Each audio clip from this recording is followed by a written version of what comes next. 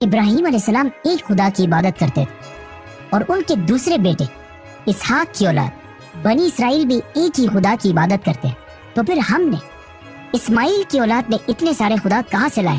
اسی لیے جب حضرت عمر رضی اللہ تعالیٰ عنہ کے چچا کی فیملی کو رسول اللہ صلی اللہ علیہ وسلم کے اسلام کا پتہ چلا تو انہوں نے بہت تیزی سے اسلام قبول کر لیا۔ حضرت عمر سیدھا اندر گئے اور جا کر سعید بن زید کو مارنے لگے۔ ان کی بہن فاطمہ نے انہیں بچانے کی کوشش بھی کی، لیکن حضرت عمر نے غصے میں انہیں بھی مار دیا، جس سے ان کا خون بہنے لگا۔ تو حضرت عمر نے جب اپنی بہن کا خون دیکھا تو ان کو آخر ترس آیا اور کہا مجھے قرآن دکھاؤ کہ آخر اس میں لکھا کیا ہے، اور پھر قرآن پڑھنے کے بعد فائنلی وہ مسلمان ہو گئے۔ یہ ساری سٹوریز ہاؤس آف بکس کی پروفٹ محمد سیریز میں ڈیٹیل سے مینشن ہے۔ اسلام قبول کرنے کے بعد وہ دوبارہ دار ارقم کی طرف روانہ ہوئے، لیکن وہاں اب تک کسی کو بھی پتہ نہیں تھا کہ حضرت عمر اسلام قبول کر چکے۔ تو جب انہوں نے حضرت عمر کو باہر تلوار لے کر کھڑا ہوا دیکھا تو کچھ مسلمان تو بالکل ڈر گئے، لیکن حضرت حمزہ رضی اللہ تعالیٰ عنہ نے کہا، جو اس سے کچھ ہی عرصہ پہلے مسلمان ہوئے تھے، انہوں نے کہا کہ عمر کو آنے دو، اگر اس کی نیت صاف ہے تو ٹھیک ہے، لیکن اگر اس کی نیت صحیح نہیں ہے تو میں اسی کی تلوار سے اس کی گردن اڑا دوں گا۔ حضرت عمر اندر آئے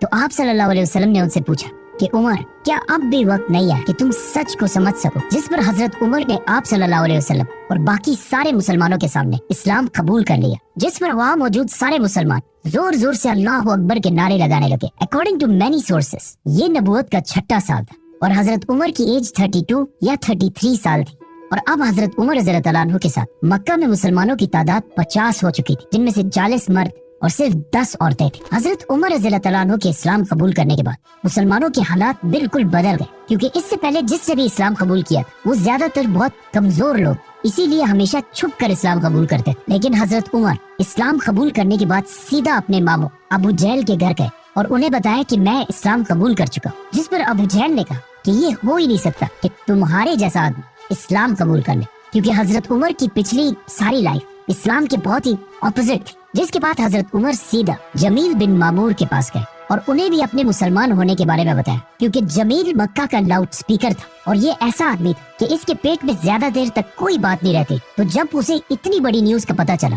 تو وہ سیدھا بھاگا اور مکہ کی گلیوں میں اعلان کرنے لگا کہ عمر نے ہمارے دین کو چھوڑ دیا۔ حضرت عمر سے پہلے مسلمان مکہ میں چھپ چھپ کر نماز پڑھا کرتے تھے، لیکن حضرت عمر کے بعد اب سارے مسلمان سب کے سامنے کھل کر نماز پڑھنے لگے اور ایون کعبہ کے اندر جا کر بھی نماز ادا کرنے لگے۔ اس سب کے بعد حضرت عمر رضی اللہ تعالیٰ عنہ نے اپنی ساری زندگی آپ صلی اللہ علیہ وسلم اور اسلام کے لیے وقف کر دی۔